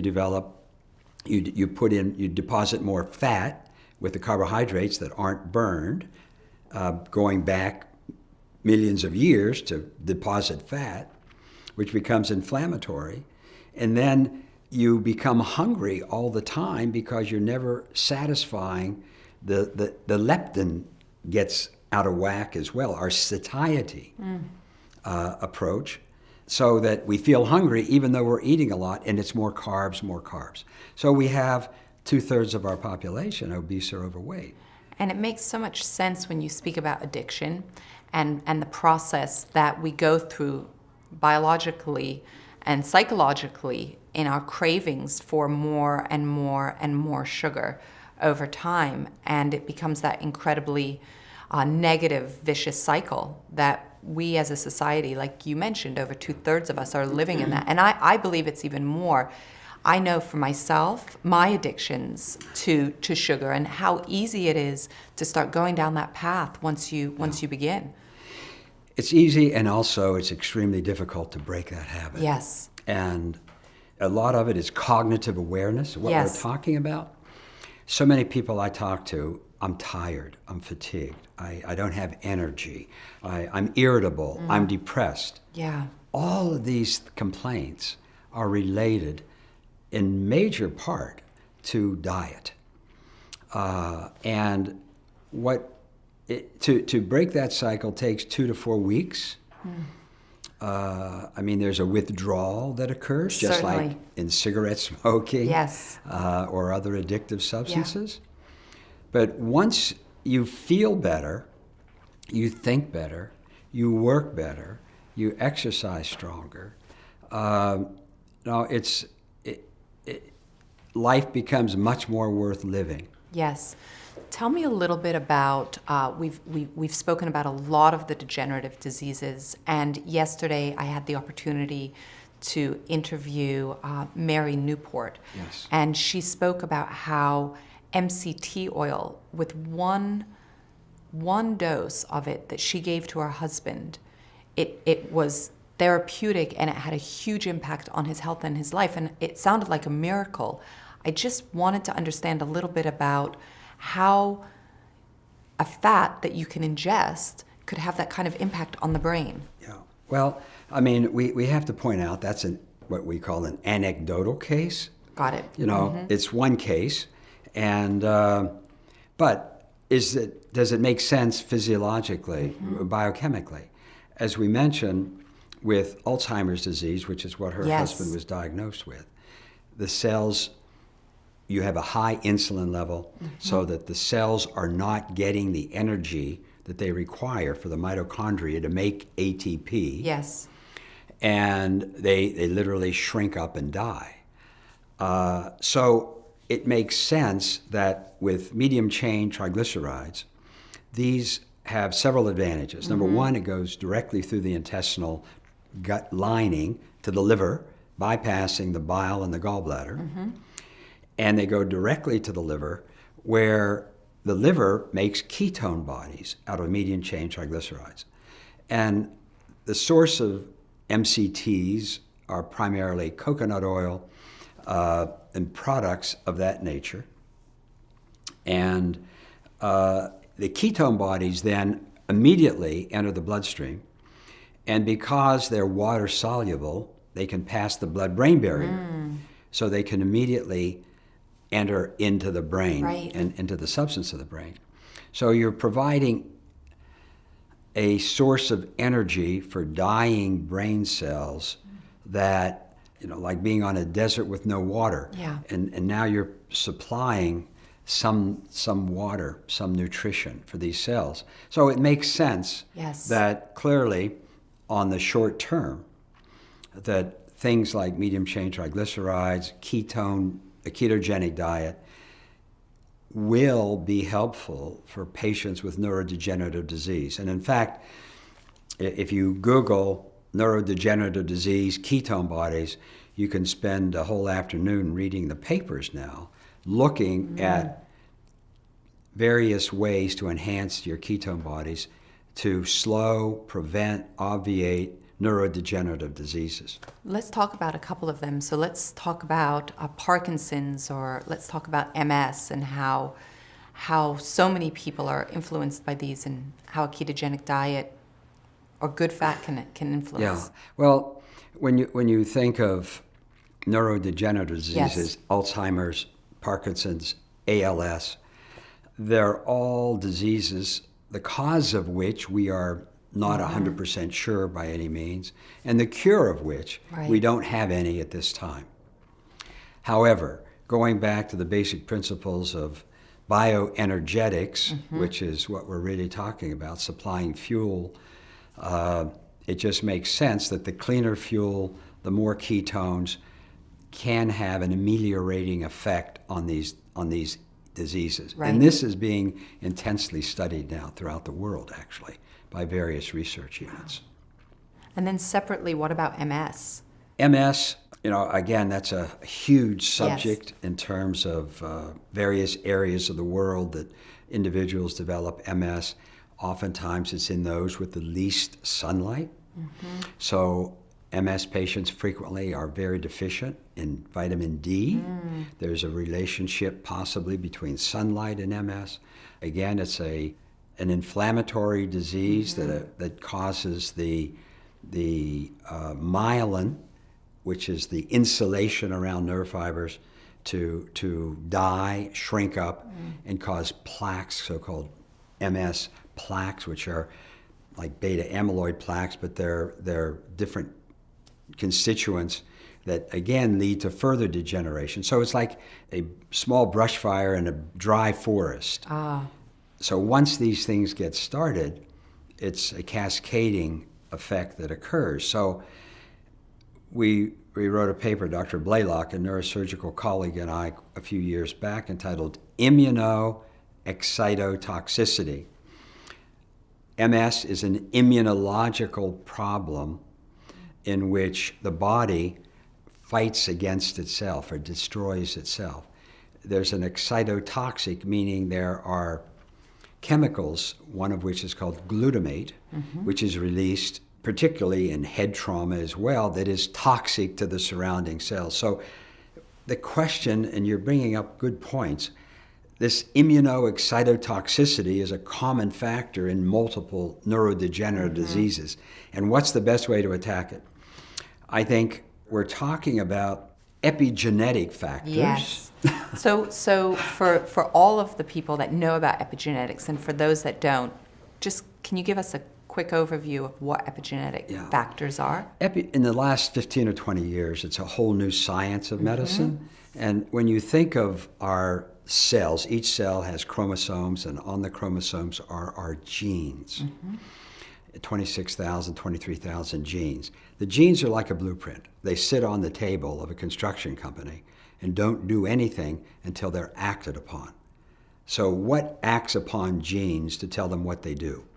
Our genes make about 100,000 different proteins in the cells. So what acts upon them are factors above the genes. And it's very simple. It's diet, it's physical activity, it's various environmental factors like smoking, drinking, toxins in our air, our water, our environment, and controlling stress. Stress is an incredibly important epigenetic factor. With prolonged chronic stress, various chemicals, in particular cortisol, gets elevated in our body, which literally destroys brain cells. You look at MRIs on patients under chronic stress, their hippocampus, which is the center for memory, is shrunken. If you put them in a therapeutic program, diet, exercise, control the stress, literally, the hippocampus can be seen to enlarge and get bigger. We used to think that once the brain cells die, that's it. That's not so. We now know we can make new brain cells. And the most effective way to do that is with exercise, physical activity, and also dietary control and obviating toxic stress. Remarkable. When you speak about the stress that is acute or even prolonged and the impact that that has on our bodies, when we are balancing our insulin levels and we're not on that drug-induced glucose run that we go on so much, what does that do to our stress? So if we're eating a high-fat diet and our insulin is much more balanced, what does that do to our stress levels? Excellent question. I think when we're eating a high-carb diet, again, it's the inflammatory process that occurs that results in feeling sluggish, depressed, tired, weary, irritable, and impulsive, anger control issues. All these things are related to the epigenetic factor of diet. Eating the appropriate diet, particularly a high-fat, very low-carb diet, can mitigate many of these things. And we feel better, we think better, we perform better, we exercise better. So it's the yin and the yang, and it's what we choose. And the thing about epigenetic factors, it's choice. Yes. Every one of these, diet, exercise, what we eat, smoke, drink, and stress control, we have choices here. It's not, our genes are not our destiny. And that's a key point. Yes. My father died at age 60 of a heart attack. I thought at 60, anything beyond that's a bonus year. I'm now a septuagenarian. I don't like to say 70, but I'm a septuagenarian.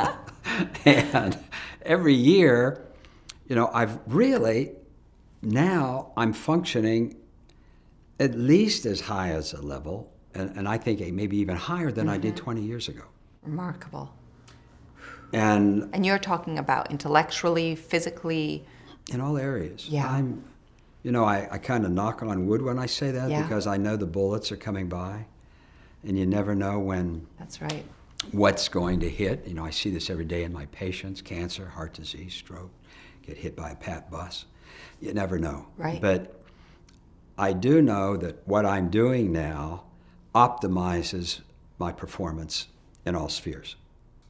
And it has been a choice. And I have to get a plug in for that great book that I wrote entitled Yes. Square One. That's what I was just going to ask you That's- about. So tell us about the book and why you wrote it. Well, it's entitled Square One, A Simple Guide to a Balanced Life. And Sanjay Gupta Yes. wrote a very nice complimentary statement about it, as well as others. But basically, everything we're talking about is about balance. Yeah. Everything in life is about a teeterboard. Not too much, not too little. The Romans had a saying, mens sana in corpore sano, a healthy body and a healthy mind. Aristotle said, hit the mean between extremes. Not too much, not too little. So it's about balance. And at one point in my life, I was way out of balance. I had major issues with my family. My father died suddenly. My job, I had to quit neurosurgery for a full year. I was chief of neurosurgery at a university hospital one day doing brain surgery. My father died, and other things of a nasty nature occurred. I couldn't handle the stress. I was literally overwhelmed by stress, pathologically depressed. And my father did not do my mother a favor and bequeathed to her an incredibly dilapidated truck stop in Wheeling, West Virginia, with a very high mortgage. And all of this happened at the same time. So I literally, my wife left, my kids were gone. I moved into a farmhouse in Wheeling, West Virginia, with my mother, and worked in a truck stop. I was filling up 18-wheelers and flipping hamburgers for a year. And thinking, you know, how did this happen? And it happened because, number one, I had no insight into what I was doing with my life. It was all work. I neglected the family. There was no spirituality, which is critically important. Yes. And there was no physical. I was 20 pounds overweight, and then the banker who held the mortgage on the truck stop called me one day and said, "Hey, Joe, would you like to go for a run?" I think he wanted to see if I'd be around long enough to pay off the mortgage. So I said never. But I went down and I ran around the track 4 times. It took me an hour, I think. And I said never again. But that night was the first night I slept in 4 months. Ooh. So a little light bulb went off, and I went down the next day, and I went 1.25 miles, then 1.5 miles, then 2 miles. And pretty soon, my depression started to lift. My diet improved. I needed better fuel, and I evolved to this naturally, not because I made a decision, I'm going to do this, but I found myself fewer carbs, better fats, better supplements. And after several months, I was able to get back to the university, and really the most productive part of my life. But it was adversity that forced me to either survive or get better. Yeah. And the point, I guess the message is that no matter what the adversity is. The best treatment for depression is not SSRIs or Prozac. Right. It's physical activity, prayer, meditation, and spirituality. And diet. And diet. Yeah. And diet. These are the things, the basics, the epigenetic factors Yes. that control everything we do. And well-tuned, you give yourself the best shot. 70% of the diseases we get are due to our choices, our environment, the four things I mentioned. 20 to 30% are genetically determined where we don't, it's going to happen, stuff happens. But we have 70%, we can control 70% of the bad things that we're going to develop or acquire. So with that, I think the ketogenic diet and ways to enhance the ketogenic diet in a palatable way are incredibly important points. So remarkable. Dr. Maroon, thank you so much for sharing so much information. Square One is a perfect example of how people can learn from you to not just survive, but really to thrive. And you are an unbelievable human being. Thank you for sharing. My great pleasure, Naomi. That's the reason why he's the Pittsburgh Steelers doctor, right? Right? I mean, there's so much information, and he's a guy who really does walk the walk. From being a triathlete, one of the oldest Ironmen out there, just remarkable. Amazing. He's living it and living it every day.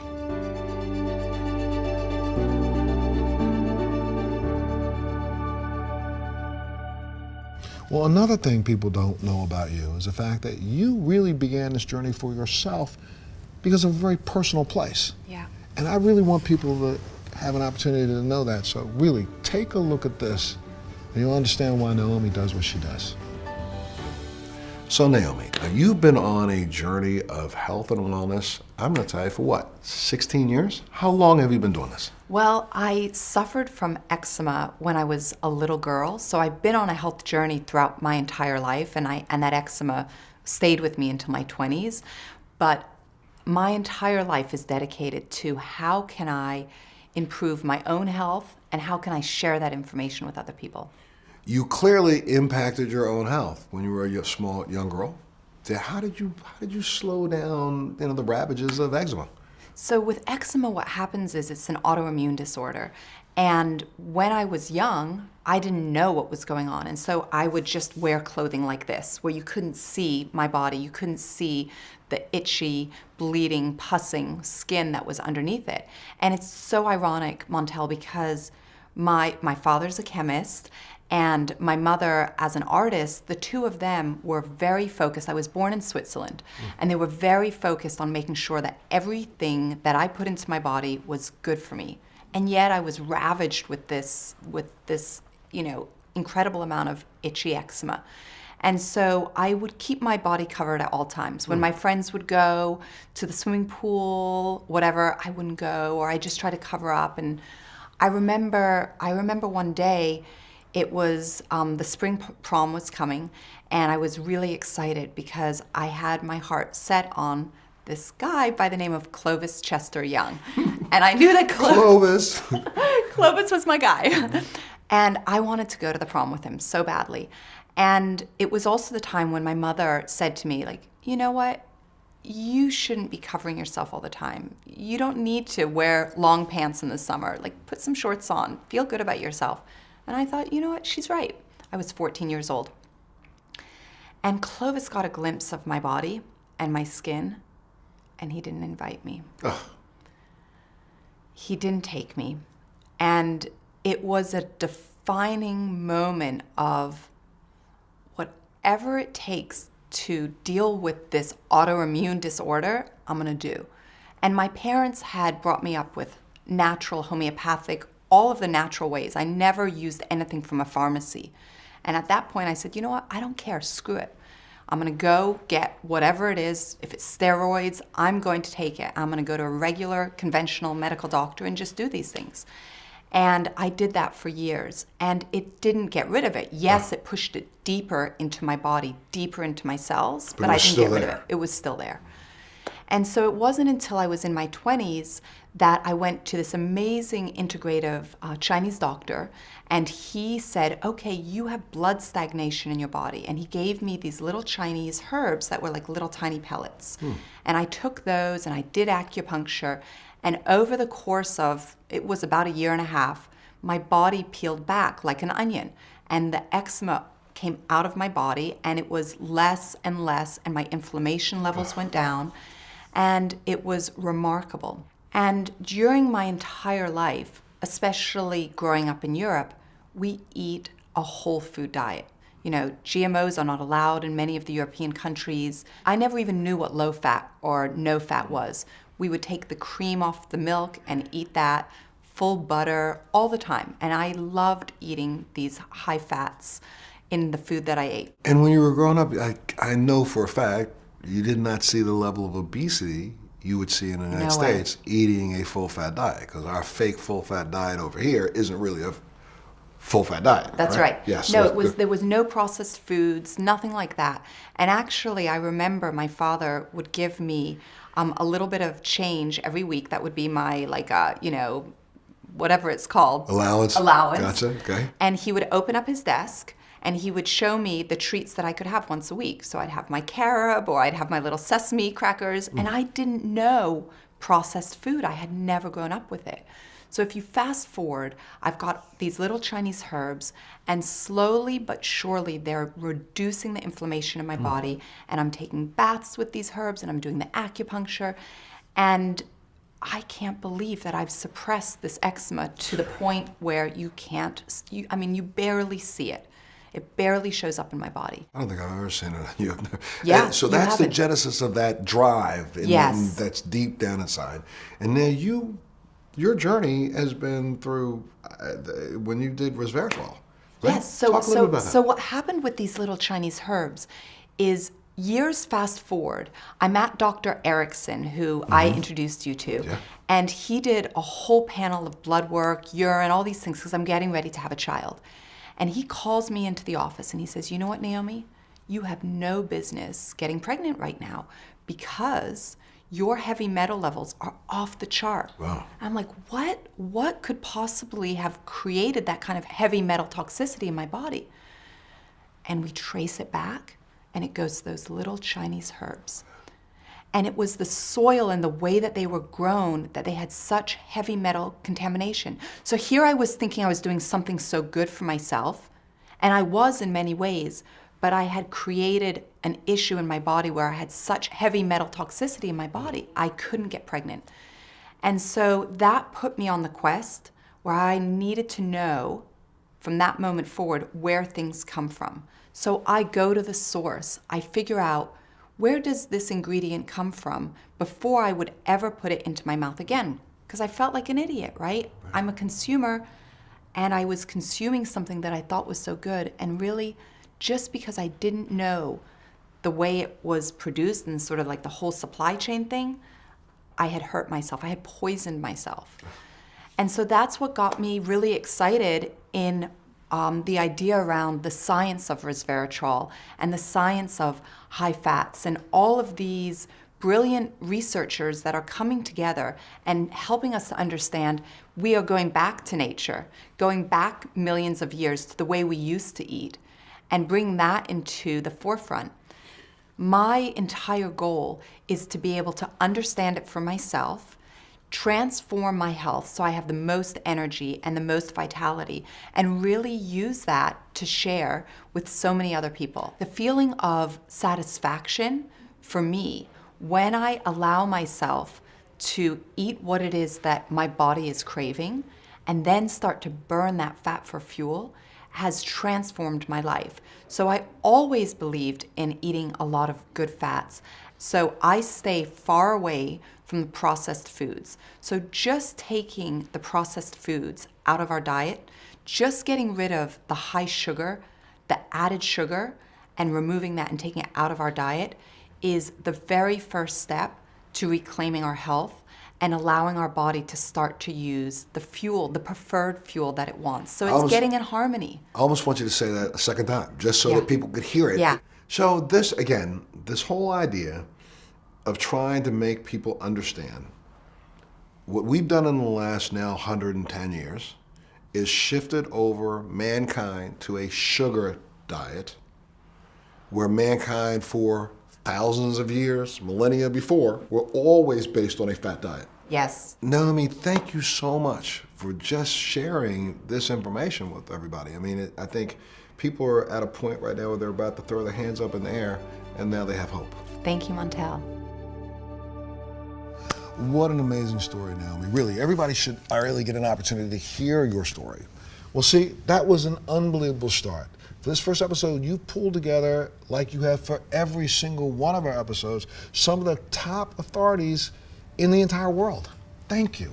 Oh, and Montel, we have really only just begun. Absolutely. So look, if you at home right now, you really enjoyed what you just watched, first off, what you need to do is make sure you can share this information with every single person you know. And number two, I want you to make sure you understand that we have 8 more episodes coming, so I want you to be here every single day. You know someone at home right now who's dealing with a chronic illness. You know someone who's home right now dealing with, I'd say, weight loss and weight issues. You know people who are dealing with self-esteem issues because they just don't feel good. This is an opportunity, just like you're going to do for yourself, to give them an eye-opening experience that's going to help them transform their life. Click on down below, share it with others, and make sure you watch us again tomorrow. We're out of time. This is going to be great. Yes. Great start. Thanks so much. Join us tomorrow. This is also about preventing sickness. Right. I don't want people to walk away from this and think that, oh, Montel's telling people with MS what they should do. No. If I can do it with MS and you don't have anything, holy moly, what would happen to you if you did something, right? It's not trying to say to people, if you're sick, you need to do this. Why wait till you're sick? First thing I tell people to do is add fat to every meal. Add fat to every meal. Don't take it, because everyone was ready. Like, what are you going to take away from me? Right. What do I want that you're not going to let me eat? Nothing. Didn't change anything you're eating. Yeah. When people fast, their energy actually goes up if you measure it by their blood, their adrenaline, and all the good hormones that control our energy, no matter how they feel. Human growth hormone goes up. They actually put on a little bit of muscle. They start to burn the fat. The whole body goes into all these changes. A lot of people today would look at ketosis as the end goal. I want to be in ketosis. I want to have a lot of ketones in my bloodstream. But the goal really is metabolic flexibility. The goal is to become really good at burning fat and to become so efficient that you don't need to eat a lot of food.